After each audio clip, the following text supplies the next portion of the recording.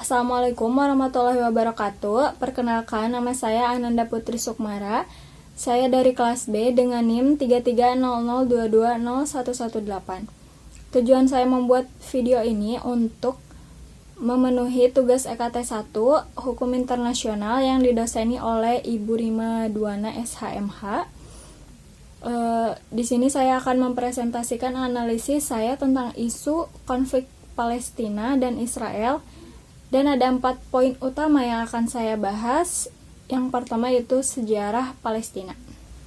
Sejarahnya yaitu berawal dari Perang Dunia I berakhir dengan Inggris mengalahkan The Ottoman Empire. Menguasai Palestina, mereka menang dengan menjanjikan orang Islam dan Yahudi dalam satu tanah yang sama. Saat itu mayoritas Arab dan minoritas kaum Yahudi dengan etnis lainnya. Komunitas internasional ke Inggris ingin dibuat rumah untuk kaum Yahudi. Pada 1917, Deklarasi Balfour menyatakan komitmennya dengan Inggris untuk menciptakan tanah air bagi orang Yahudi di Palestina. 1923 sampai 1948, Inggris memfasilitasi migrasi kaum Yahudi ke Palestina yang menyebabkan ketegangan dengan penduduk lokal. Lalu, 1936 sampai 1939 ada pemberontakan Arab lawan kolonial Inggris, dan migrasi Yahudi meningkat. Inggris merespon pemberontakan dengan sangat keras, menyebabkan korban dan kerusakan. Pada 1948, David Ben-Gurion mendeklarasikan negara Israel. Saat itu banyak sekali kekerasan dan banyak desa dihancurkan yang disebabkan dengan Nakba atau bencana bagi rakyat Palestina. Tahun 1987 terjadinya pembentukan Hamas. Dengan adanya Hamas, Israel menjadi memiliki target serangan dan sampai hari ini konflik terus berlanjut. Hamas dan pertahanan militer Israel saling menyerang, mengakibatkan hilang nyawa dari warga sipil baik orang dewasa, lansia, remaja, dan anak-anak. Israel semakin kuat karena bantuan dukungan dari negara superpower seperti Amerika, Inggris, dan sekutu-sekutunya. Dan pertahanan militernya yaitu IDF atau Israel Defense Force menjadi salah satu yang terkuat dan tercanggih di dunia, dan semakin lama tanah Palestina semakin tergerus. Poin yang kedua yaitu sikap PBB dan pemimpin dunia Islam yang tergabung dalam OKI terhadap serangan Israel. Serangan yang dilancarkan kepada Palestina membuat dunia mengecam serangan yang dilakukan oleh Israel. Dari mulai pengusiran kedutaan Israel hingga organisasi internasional yang mengecam Israel, semua telah dilakukan. Upaya tersebut dilakukan untuk menghentikan serangan-serangan, dan Israel harus menghormati hukum internasional dan resolusi PBB. PBB kerap kesulitan melakukan tugasnya dalam menangani krisis, termasuk konflik Israel-Palestina. Karena badan dunia tersebut tidak bisa selalu melakukan intervensi terhadap suatu negara, kata Kepala Perwakilan PBB untuk Indonesia, Valery Juliard. PBB beranggotakan 193 negara. Apa yang kami lakukan sebagai perwakilan PBB? Tindakan kami ditentukan oleh negara-negara anggota. Ketika PBB tidak bisa melakukan intervensi, itu bukan karena staf PBB tidak mau, tetapi karena negara anggotanya tidak menyetujuinya, ucap Julian kepada wartawan pada acara Hari PBB di Jakarta. Yang berarti bahwa PBB harus mendapatkan persetujuan dari negara anggotanya ketika akan melakukan suatu tindakan terutama terhadap Palestina dan Israel ini. Beliau lebih lanjut menyampaikan bahwa PBB sulit untuk melakukan tugasnya dalam situasi krisis karena Dewan Keamanan tidak dapat menyepakati resolusi yang akan memungkinkan intervensi yang lebih cepat dan lebih efektif. Dewan Keamanan merupakan badan tertinggi PBB yang bertanggung jawab untuk menjaga perdamaian dan keamanan internasional. Namun, Julian menuturkan bahwa PBB memiliki tanggung jawab untuk membantu orang-orang yang membutuhkan, meskipun terkadang tidak memiliki sumber daya yang cukup. Poin yang ketiga yaitu jalur diplomasi yang ditempuh dalam penyelesaian konflik Israel dan Palestina.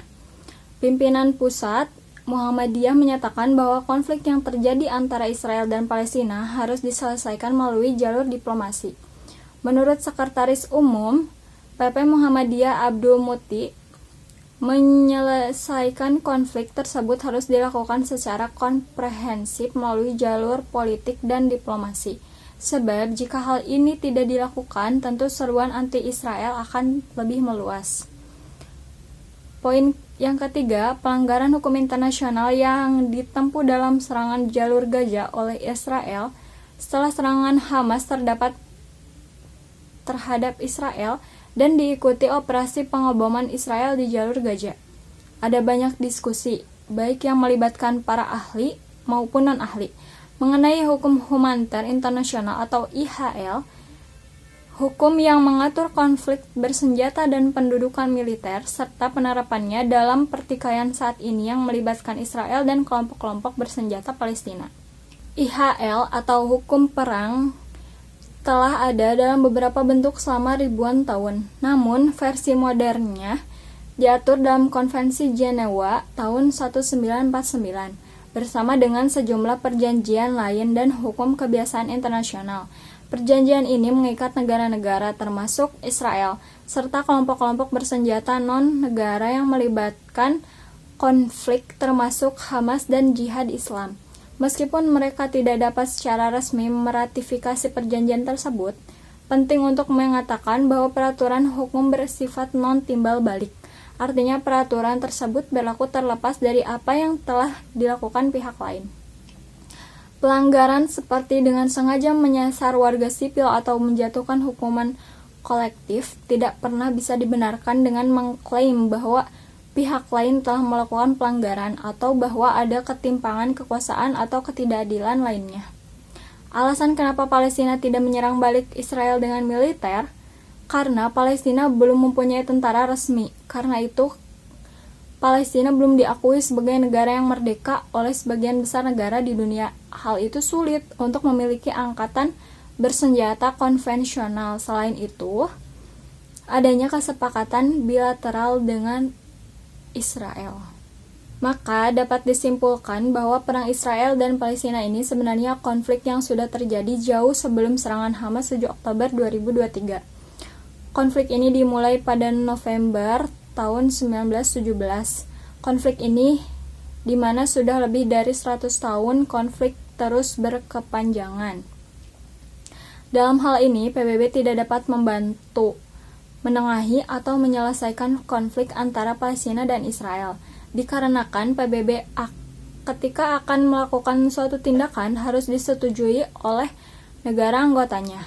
Yang berarti dalam konflik Palestina dan Israel ini terdapat negara yang tidak setuju sehingga PBB tidak dapat terlibat. Dengan demikian, mari kita semua doakan agar masalah dan konflik yang terjadi antara Palestina dan Israel ini cepat selesai dan terciptanya kedamaian sehingga kita semua dapat hidup dengan aman dan nyaman. Semoga perang cepat berakhir, tidak meluas, dan tidak semakin banyaknya korban yang gugur dalam perang ini. Sekian dari saya. Wassalamualaikum warahmatullahi wabarakatuh.